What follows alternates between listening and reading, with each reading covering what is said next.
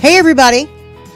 Thank you so much for being here for Deborah Kobylt Live. And thanks for that music. Katrina Carlson and Jefferson Denham, my friends, wrote that actually for our show. So thanks so much for that. In studio with me today is my friend and fellow broadcaster, Wendy Walsh. Wendy, thanks so much for being here. I'm happy to be here. It's a treat. It's been a while. We've been trying to get this going for some time. But you got a new thing that's coming out, premiering on Valentine's Day. I love the name of this podcast, Mating Matters. Boy, I want to hear about that. Mating sure does matter. But you look at it from a totally scientific point of view, right? Yes. So I'm really obsessed with the science of love. And I believe that almost every human behavior can somehow be connected to human mating strategy, believe it or not. And so it's a great look at human behavior through a biological, psychological, and sociological lens. Yeah, but your lens, because you've got a PhD in psychology, your lens, you are completely interested in evolutionary psychology and the attachment theory. What is that? Like how we attach? First of all, I believe that we have some very hardwired DNA that will take many, many generations to evolve out of us. We're, of course, always adapting to new pressures in our environment, but learning who our hunter-gatherers were and how they behaved is the real key to understanding our motivations today. And attachment theory is an area of psychology that is part of that. And it is that humans are wired to bond. You know, we are the most vulnerable, dependent people when we're born. If any hunter-gatherer ancestor had ever left a baby on the floor, a lion would have come and eaten it. And so we need these 5 years of in-arms phase. Think of it. Every other animal is off running with the pack hours after birth, but we don't let our kids run with the pack for at least 5 years. Right. And so a certain kind of bond has to take place. And if it doesn't, then it can lead to mental health issues, personality disorders, and it becomes a blueprint for adult romantic love. So how we're loved as a baby and toddler is directly related to what kind of partners we choose later in life. But, you know, we spoke about this on the phone. There's so many different types of people who attach. There are some people who just aren't that kind of cuddly feely. Like my husband, for example. Oh, sorry, John. You know, he's a guy who will read a lot. And he needs to train himself that I'm over here. You know, there's different kinds of people, and attachment means different things to different people. You know what I mean? There are different attachment styles, Yeah. and sometimes relationship conflict happens because the two don't understand each other's attachment style. So then what do you do? Oh, well, you go to therapy and you work it out, and you talk, because people always say to me, do you do child psychology? I go, it's all child psychology. It's just in adult bodies. And so you talk to the child within and find out what happened with mommy or daddy and why you're imagining this person as a daddy figure is not meeting your needs, or vice versa, his version of a mommy figure. Yeah, but also genetically, we all need different things. Oh, yeah, you we know? come into the world. Attachment's not just learned. No. It's partly a genetic predisposition. You know, like my sister and I are completely different. I was always talking with my mom all day, all night, and she said I never stopped. And to this day, as an adult, I love to be around people. I'll just keep going. And you're an there's extrovert. You get your energy externally. That's what an Right. extrovert is. If you spend too much time alone in isolation, you start to become depressed. Put you in a room full of people, you become energized, and you go home feeling happy. And introverts, the opposite. It takes so much work for them to work the crowd. Then they go home and they get refueled by being alone. I am the only woman in my house, the extrovert, and I live in a sea of introverts. I have 3 sons and a husband. So, wow. Yeah. I've actually had... And they're all introverts, the boys? They really are. They're introverts. Interesting. They're more like he is. And I'll talk, and they'll look at me and go, what are you saying? You know what I mean? Like, oh, is she stopping? Right. You know, so I've actually had to train myself a little bit in the environment that I live in to just pull it back a little bit. Yeah. You know, but genetically, you know, so how do you work with this, the science of mating? Genetically, because that's such a cool, first of all, the title is really amazing. Yeah, because mating does matter. And I talk about the matters of mating. Mating matters. So what does that mean? So Like, what do I you look at, for into? instance, the first episode is called Hidden Eggs, and I look at concealed fertility. We are one of the only primates that has only 3 days of the month where a woman can become pregnant, and most men don't know when those 3 days are, let alone women even knowing when their 3 days are. I never knew. Now, We just other kept primates give all kinds of signs that they're fertile. Their vulva blows up red and exciting. This is why we like big Botox lips and red lipstick, by the way. We're copying our primate cousins. And so what what's happened is men have to figure out ways to make sure that it's their seed that gets implanted and not another guy's seed. So all kind of human behaviors happen just because of concealed fertility. For instance, the sexual double standard. The one that gives, it's a construct, of course, constructed by men. It's the one that gives men points for sexual experience and gives women demerit points. So if he can make you feel bad about how many partners you had, what's your number, then you will not share it with too many men. So if he is able to plant his seed and you worry about being considered a slut, then you won't share your eggs with anyone else. And maybe his seed will get planted. And he's the one that will continue on. There are many other behaviors. I never looked at it that way. There are many other behaviors linked to, anthropologists say, are linked to concealed fertility. One is monogamy. So it's thought that in our hunter-gatherer past, the backbone of the village was a village of women. It was aunties, sisters, cousins, and kids, and we roamed together. And those gatherers were always moving because they were always gathering. If a guy wanted to be sure that his seed got planted, he better stay close to her butt and make sure no other guys come around. So in many ways, men invented monogamy. What about what's going on? What are your thoughts on dating apps? Look, they've been around for a while now, but most people I know, people who are divorced, single, young, older, really aren't having all that much success on them, because how can you, when you're looking at a picture, how can you So I have tell? another episode of Mating Matters called Dating Apathy. And what I've learned, I have a neuroscientist on who's the head of science at the Kinsey Institute, and he's the head science officer at Match.com. And as these apps, as he said, become more gamified, we suffer from a couple things. One is humans suffer from a paradox of choice, meaning that the more choice you have, the less likely you are to make a choice. And they're also looking at the looks, don't you think? I mean, for the most part. Well, the other thing is they're not going deep, but the point is, when a new choice is just a swipe away and you can keep swiping and swiping and swiping in a feeling that it's endless, you're actually less likely to stop and choose. And the other thing that happens is something psychologists call, cognitive overload. And in cognitive overload, it's just literally too much. Have you ever tried to find a movie on Netflix and you start watching all the trailers and you go to another and another and another, and 10 movies into it, you're like, forget it. I'm too tired to even watch all the a movie time, now. if I can even figure it out. Right. By the time I get there, I was struggling with this last night. That's cognitive overload. The other thing that dating apps do is they become addictive, because they're just like a slot machine in Vegas. They're a random interval reward system where rewards come every once in a while with a match or a message, and in a random way, in a different size. And so it stays you more glued to the app than wanting to go out and date in the real world. What do you think about the fact that people are meeting and marrying later in our society, or at least in the society where, Los Angeles, New York, Chicago, the cities where people are busy and working? What do you think about that? Is that a good trend or not so much? Well, when I talk about on Mating Matters, I also talk about mating marketplaces, because we're more likely to marry early when there are fewer opportunities, right? Interesting. And so when you're in a mating marketplace like a big city where there seem to be lots of mating opportunities, people will delay.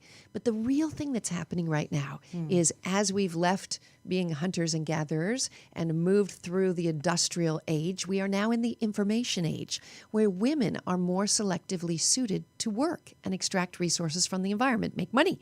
And so It's a good thing, though, isn't it? I mean, yes, but so we have more women in the American workforce than men. We have more women getting college educations than men. But women are eating up their fertility window with all this higher education. They're getting graduate degrees and then beginning of their careers. So they don't start looking for mates now to marry and procreate with until their 30s. Guess what age is the height of female fertility? When are women most fertile in the when are we lifespan? most fertile? Yeah. Okay. I thought you were going to say, when are they having their babies? No. When are we most fertile? Oh, Lord, I'm taking a guess here. 26? 20. 20? So the age of 20 is at the height of fertility. College? It hovers around there, college, for a few years. At 30, it takes a dive, and at 35, it falls off a cliff.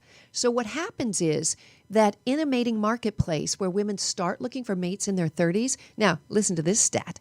The average age of first-time marriage for men is 28. It's been going up. It used to be 24, 25. Now it's 28, How about which women? means that at the age of 28, half the marriageable men are off the market. But women are busy getting higher education, building their careers, and now they're looking at a much smaller mating pool. But there's a reason for that, because I think women didn't really want to be taken care of. It wasn't a choice. You just got taken care of. If you look at a lot of older TV programs, for example, and the little lady is sitting there with an apron, and I'm thinking, thank goodness that those things have changed. I didn't live in that life. So my point is, Yeah. it gives women economic freedom. Right. But I think a lot of women, in my book, The 30-Day Love Detox, I talk about this a lot. They need to make a relationship life plan too, because 1/5 of American women who want to become mothers are being denied the privilege because There's not they a lot can't of get guys out pregnant there on to time. mate. Well, they start to have fertility problems. Yeah. And, this freezing the egg nonsense, these are companies happy to take $20,000 of a woman's after-tax Does money. it work? Freezing the egg? How and many then people do you implanting- know who has frozen babies thought out? Not many, but my friends. I don't know having- any that's actually, I know they froze them. How many people have actually Right, thought they about how to froze baby? them, but I don't know. I guess And I wait, don't know. you think autism was the darling diagnosis of the 1990s? Wait till we see kindergarten classrooms filled with the developmental disabilities associated with thawed out eggs.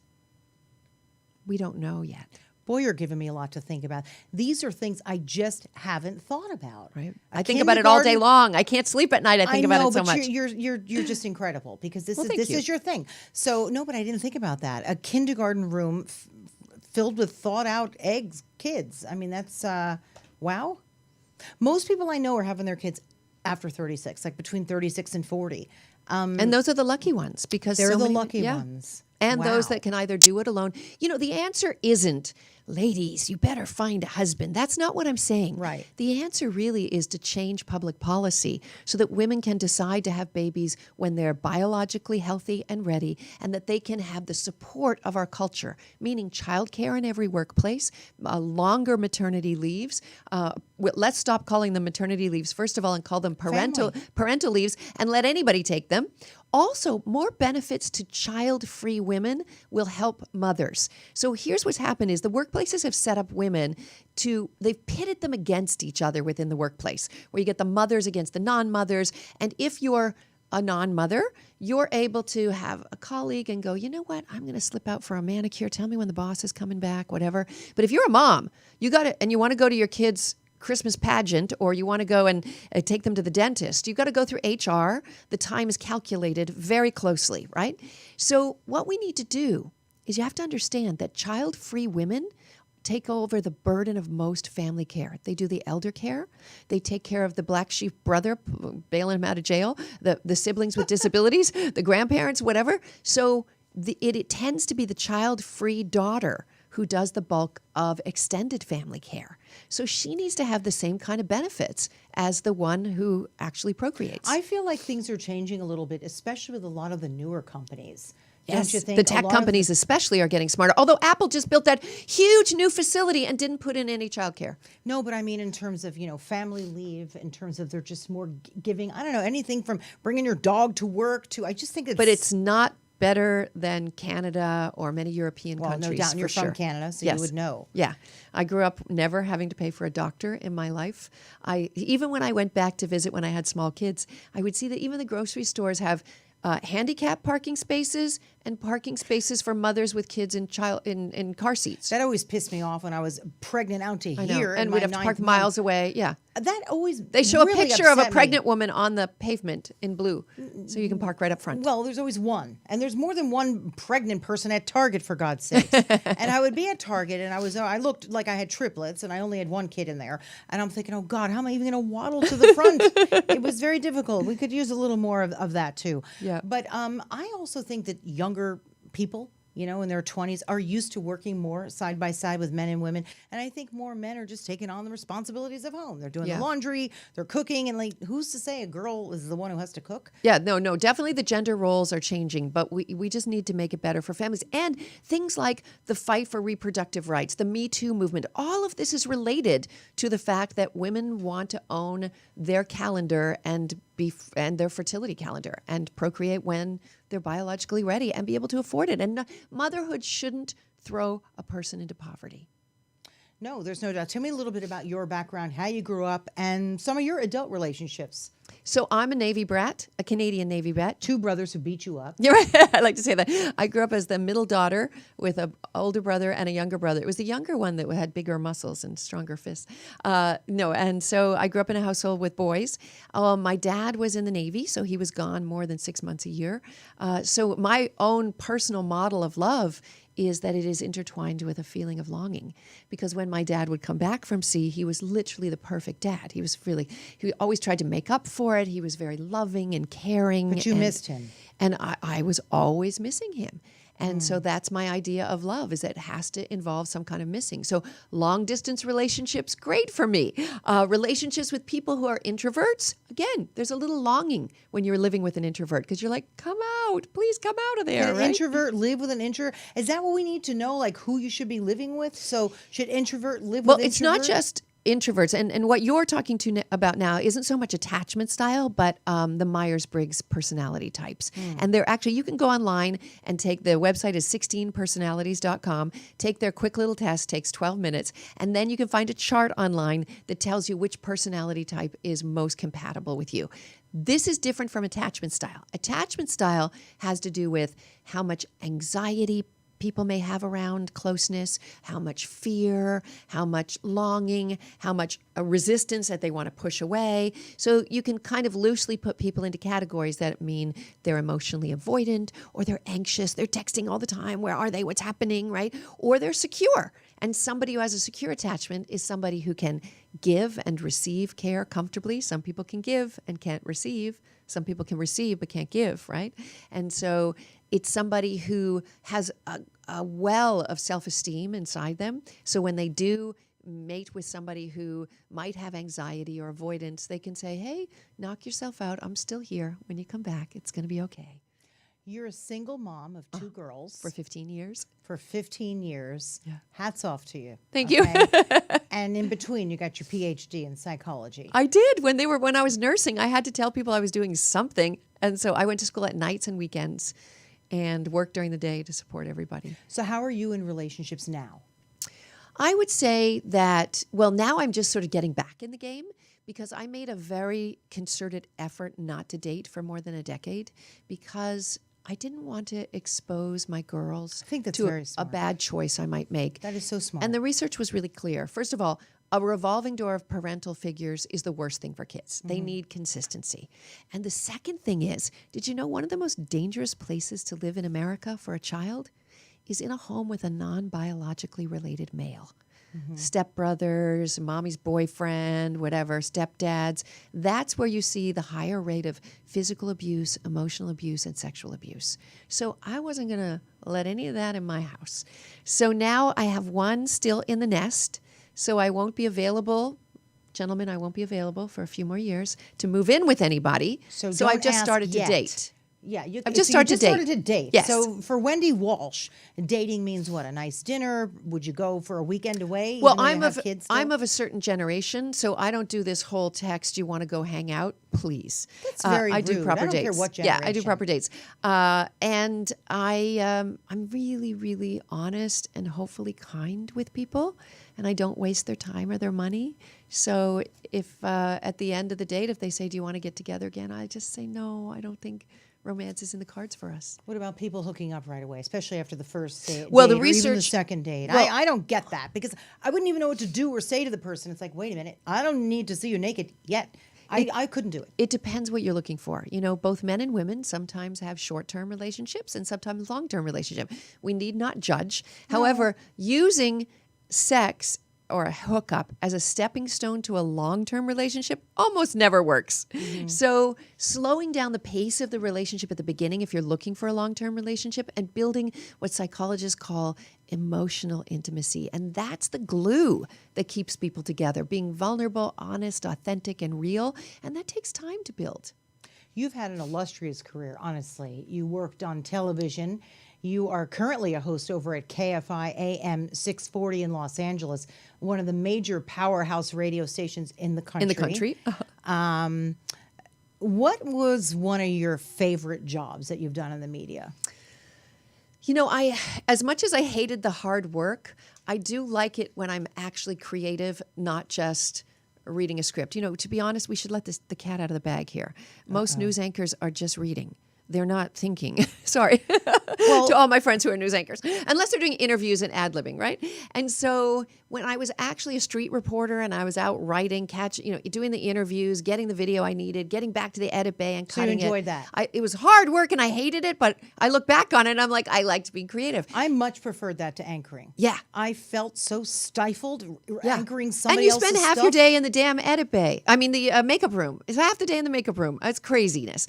But I love doing this podcast because it's bringing back those old feelings again. Because I shoot, write, edit, find the sound bites, find the music I want, find the clips to explain the science and make it infotainment. I want it to be entertaining. It's kind of like going back. You know what podcasting reminds me of? Going back to my first job in television, which was in Atlantic City, New Jersey, where I met John, who also works over at KFI. And it reminds me of just sort of the beginning. Yeah. It's a back little, to the real business of putting what together. matters. It's storytelling, but storytelling using sound in a way that's very intimate. You can never get away from that when you think about the origins of radio. And my mom used to tell me this growing up. She would the whole family would sit around the radio and just listen. And they'd listen. And each one would have a different vision in their head of what they were listening to, right? And podcasting now, if it's an audio podcast, you could be in your car and listen. It could be your podcast. It could be mine. It could be a story set up. It's really a fantastic. Nothing can really replace telling a good story. Oh, the best ones tell or being good a stories. good interviewer, which Just I know being you human, just being, I love people. I love humanity, and I'm always asking myself, why? Why'd they do that? Why'd they say that? What's going on there? And it's all fascinating. It's like if you could only watch movies in black and white versus Technicolor. I see life in Technicolor because I look at the parallel universe that's going on beneath the surface. I do too. I call it the backstory. Yeah. And I like to know people's stories. In fact, I have to be careful because sometimes I'll sit with people at a party and I'm not great with what do you do? I like to sort of get right down to somebody, the underbelly of what makes somebody tick. It's like, whoa. I like to know people's stories, and I like what you said. Don't judge, just listen. I never judge. I only try to understand. Yeah, that you've got to, and that live will go a to, long way to. I think a lot of people carry burdensome grudges and pain in their lives because they haven't learned the true art of forgiveness. And the art of forgiveness is really, it's not letting somebody else off the hook. It's a gift to yourself. Yes, it You know is. that old saying, right? Resentment is like drinking poison and hoping somebody else will die. And so if we carry this stuff around, it compromises our own ability to be happy, to give the gift of love to others. And so the art of forgiveness, for me, comes through understanding. It's like always try to imagine what it would be like to walk in somebody else's shoes. This egregious thing that I've perceived they've done, why did it feel like it protected them? Why did they need protection to do this thing? Why did they feel hurt or attacked? And that helps me just go, whoa, I'm glad I don't walk in those shoes. And I have compassion. Talking about shoes, some big shoes. You were named in 2017 Time Magazine's, this is a big one, ladies and gentlemen, Person of the Year as one of the big silence breakers. That to me is huge. And I was saying, we were talking just before the cameras were rolling. Such a surprise. Huge to me. I said, I would put that one on my tombstone. I mean, that's really... But to my kids, I'm still just mom and where's dinner? But let's talk about why. What's the story behind that? So we were honored as a group of silence breakers who in 2017, really before the Me Too movement and then what launched the Me Too movement, were people who spoke out about sexual harassment and sexual assault in all kinds of workplaces, from media to politics to education. And so Time Magazine decided to honor us as the founders of the movement.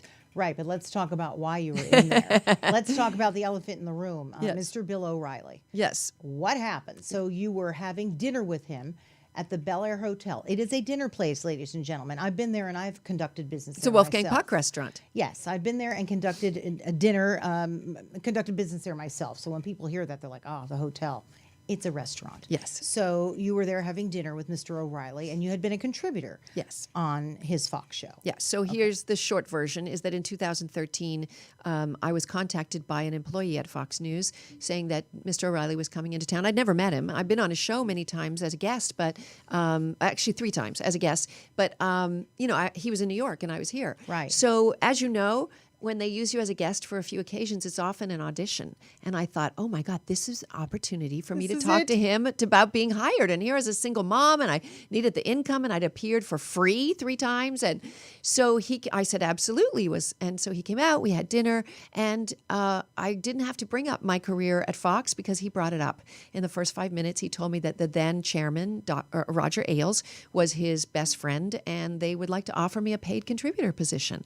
So Wow. I was thrilled. And the rest of the dinner was more like a celebratory, and we talked about things adults talk about at dinner. How old are your kids? How long you've been in TV? Blah blah blah. And it was only at the end of the dinner that something changed. As we left the restaurant, he said the words, first of all, "Let's get out of here."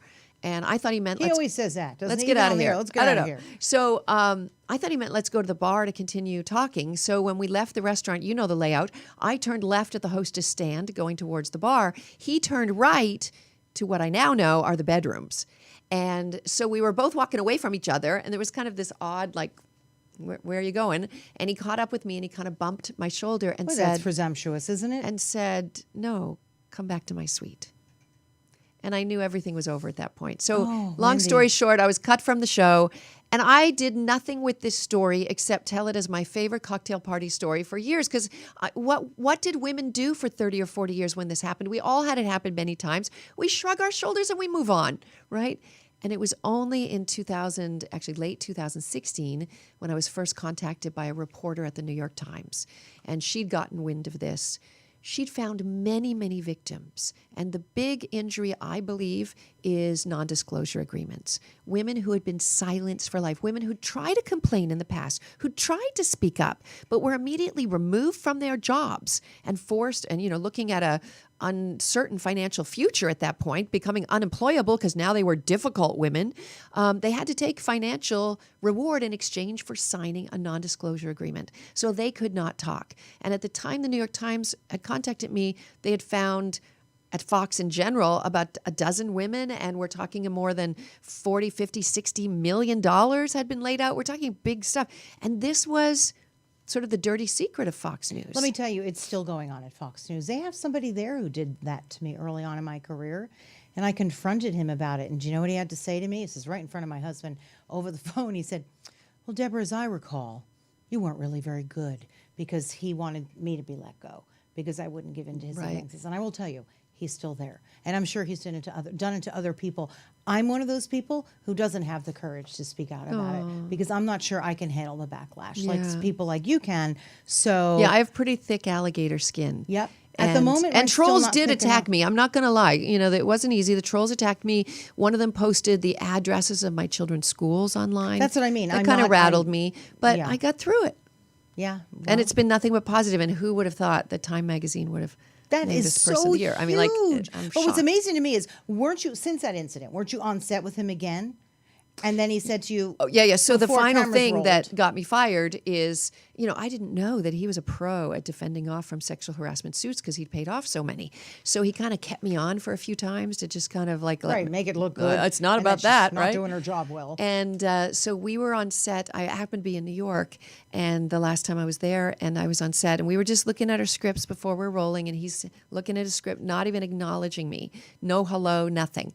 And then out of the blue, he looked up and said, when are you leaving? And I'm like, what?